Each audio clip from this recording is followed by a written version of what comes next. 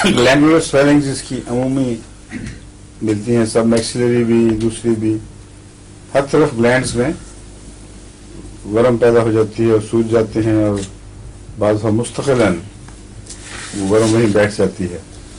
तो hard swellings इसकी ख़ास अलामत है, और इसलिए इसमें भी अच्छी है, जिसको हिंजीरें कहते हैं।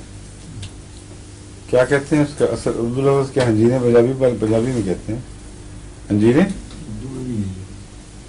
नहीं, अंजीरों की वजह इंजीरें शायद कहते हैं। अंजीरें पंजाबी में तो हंजीरें कहते हैं। अंजीरों से गाल पर निकला होगा, उसकी शक्ल बन जाती है। हाँ, उसकी शक्ल अंजीरों से निकला होगा, तो पंजाबी में वो हंजीरें बन गया है। यूं करके ग्लैंड्स सिलसिलावार छोटी छोटी गुठलियां निकलती हैं दाएं बाएं, उनको हंजीरें कहते हैं।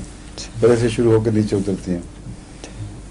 उनमें सल्फर भी अच्छी है, कैलकेरिया फ्लोर भी अच्छी है, और भी कई दवाएं बताई थी आपको। लेपिस भी अच्छी है, और क्या क्या बताया हुआ है? कैलकेरिया, सल्फ भी, और फाइटोलाका बिल्कुल ठीक है। और पेसिलियम तो वैसे ही उसका बुनियादी है, वो देते ही हैं हमेशा। हर ऐसी बीमारी में बेसिलियम की राइजिंग पोटेंसी मुफीद है।